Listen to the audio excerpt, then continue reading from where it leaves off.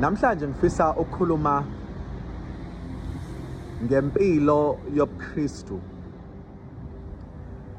nobuqili bukaSathane abenza ngoba wena ungamboni, esebenzisa abantu abaphethe ikhiye zakho. We find that uma ngabe uNkulunkulu ekuphile isinkwa amandla inkazimulo yakhe, there are people that uSathane abathintayo, njengoba bathinta labantu inhloso yakhe ukuthi as much as une gift, as much as anointed, kodwa manje inkinga i-anointing uyibuke as isiqalekiso. Khona izinto esizenzayo as abantu thina siyayiblame, sithi hlasimpe ingoba ngonile bengafanele ngikwenze lokho, ingakho hlasimpe uNkulunkulu esevumela ukuthi kwenze ku1 no 2 no 3. No, it's not because wonile. Baningi abantu la who are sinning, but the anointing yabo shine as bright more than labantu laba who abasemthethweni noma hlasimpe abayitshela ukuthi bona ba right nabanye. These people, they know ukuthi we really love God, but the problem is I can't put 1 and 2 right, but the enemy still comes against them so hard. Well, I would tell you why the devil cannot give up empilweni yakho. Yabona, uma ubamba uJesu enhlizweni yakho, nasemphefumulweni wakho, nasengqondweni yakho, nasempilweni yakho, and you are holding on to him, and you are not giving up kuJesu, uSathane uyakwazi ukubona lokho. Umuntu osabambelele, futhi uyakwazi ukumbona umuntu osethe let go. Lo the let go, ubonekala ehamba ukuthi ithemba lilahlile, ubonekala ehamba ukuthi uvumela yonke into, ubonekala ehamba ukuthi you know what, come and walk all over me, come and do as you please. No, uyambona umuntu onjalo, and uSathane umuntu osenjalo udlala ngadlale ngaye uma sekulesi stage sokuthi I have given up, there is no God, obese yamyeka. But uma kusakhona lo osavutha ngempela kuthi noma ona ahambe yohlambuluka athi uNkulunkulu udaba lwethu uyalwazi, you do know ukuthi ngiyakuthanda, but 1 and 2 and 3 is still a problem. Kodwa ke I'm not going to leave you, ngizoqhubeka ngihlale ngikukhonze.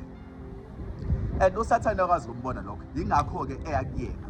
So labantu laba uSathane, how does he punish them? Yabona moya emsebenzini udane akutormente ngeboss yakho, akutormente ngeboss yakho, noma akutormente ngegroup eyiva, igroup enameva. You know those people who will give you a problem. Uma usiyobaceba thola ukuthi nemanagement yabasaba iyababheka up ngoba bayiphethe. There are those people. Emsebenzini thola ukuthi utormentwa yiboss, le boss le kutormentayo igcwele uSathane. Ingapretend ukuthi Christian but igcwele uSathane.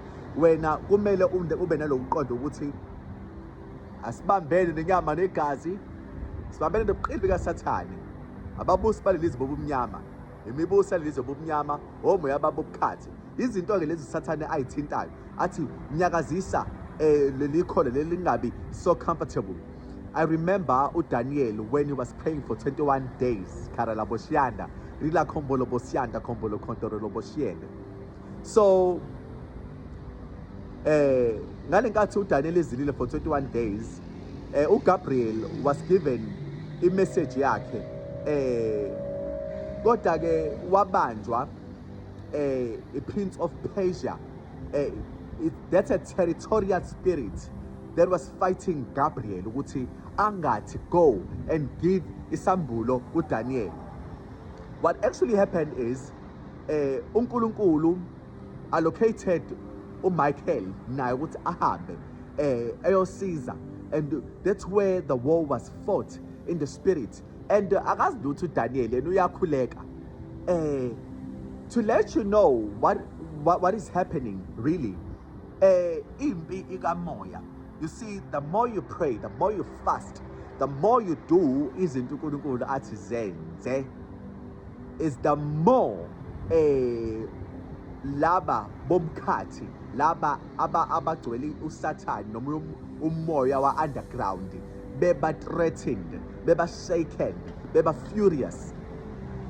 They become all of that ngoba wena ugcwele uNkulunkulu, usizwa uNkulunkulu. There's nothing that you are doing when you are khuleka kuphela and God is taking over.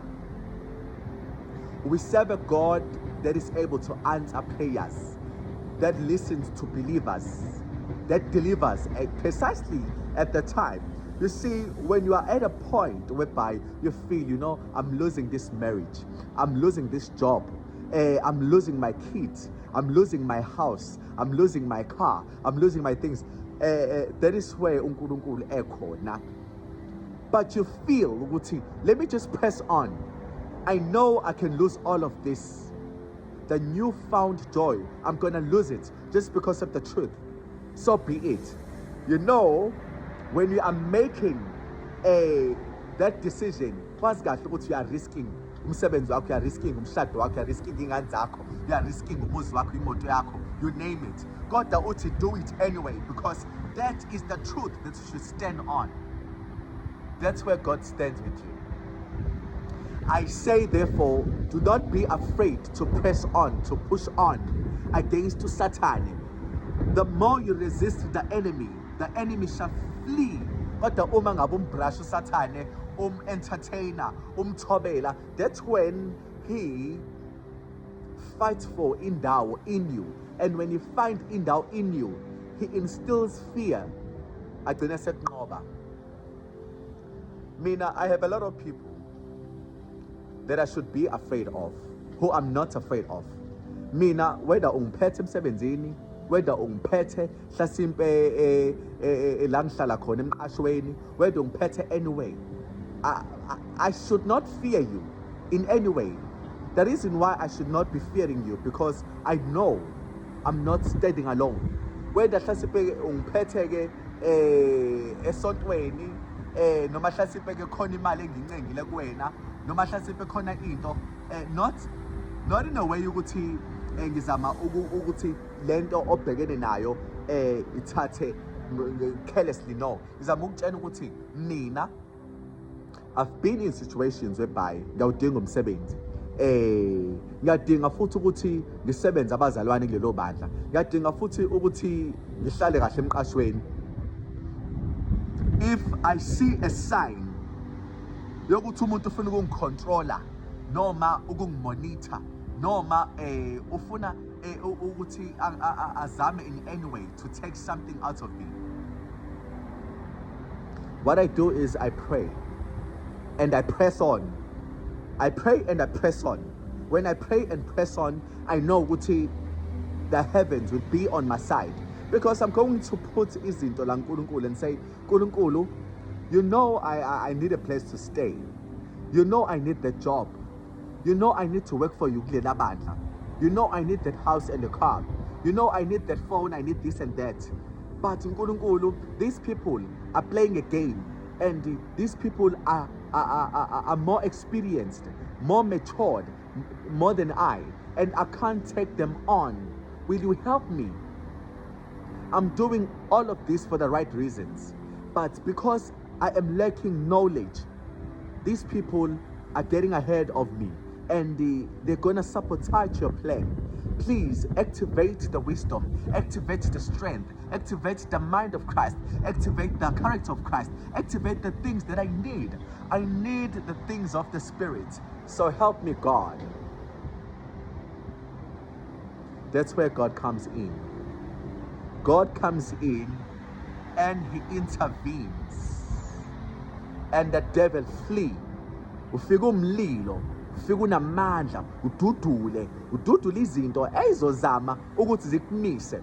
There is no greater challenge kuNkulunkulu. I've walked with God for quite a long time now, and if I could tell you ukuthi uNkulunkulu usuke khona right next to you, is always there. You need to face those battles head on, eye to eye, and not be afraid. Ngoba nabo basuke bethatha chance bethi lo hamba noNkulunkulu. Ngisho noma ngimbona amehlo akhe ayashisa, ngisho uma ngikhuluma naye nami ngiyaveva emadoleni, kodwa usuke eqinisa ubala ngoba phela usuke ethembe isikhundla lesanaso, usuke ethembe i-backup yabantu. Noma engahamba ne-backup yabantu abawu-hundreds, noma ehamba no-president even ethi uzomelana nawe. When you have God, that is where you conquer. You know, I've seen a lot of abantu bewa ebebesayida neningi bewa. Kodwa here I am. Those people stood against me and I'm still standing. But bona basekho kule level le uNkulunkulu angikhuphukelisa kuyona. I'm trying to tell you something. You're gonna get somewhere. uNkulunkulu uya somewhere nawe, more higher in glory. And you're going to be powerful and relevant. Ngoba uNkulunkulu unawe. However, you have to trust the process. There is no other way. You just have to go through it. You have to say those things that you fear to say. Ngoba phela uNkulunkulu nawe. Phela uma ngabe ungakhulumi lezo zinto zizodana sikhululeke, because kade bahlala la abakhona. And the reason why they do all they do, it's because abantu bafike bethule bebheke phansi bethi, you know, we're just carrying on. Siyancenga. Hayi ukuthi siyaphila siyancenga. How could you have God in you and masuthi uyancenga? How could you? uNonkulunkulu awuncengi uyaphila. You are alive. You are full of life and strength. And uNkulunkulu is all over you. And uzothi uyancenga. Ngale nkathi uthi uyancenga amadimoni ayajabula ukuthi yes siyamtormenta. Akasalibona uthando lokuphila. Umisisa sami singibuza ukuthi unjani. Ngithi mina I am full of life. And sinqaphe. Because ngiyambona la muntu uthi umele nokuphila kwami.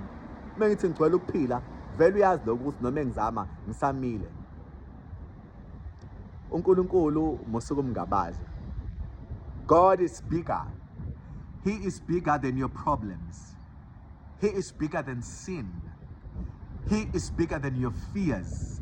He is bigger than anything you will ever imagine. That is God. That is the God we serve. I don't think, Mina, you should be afraid of it. I think you should speak Christ kule yonke inkinga yakho and it will run away. In Jesus' name, amen.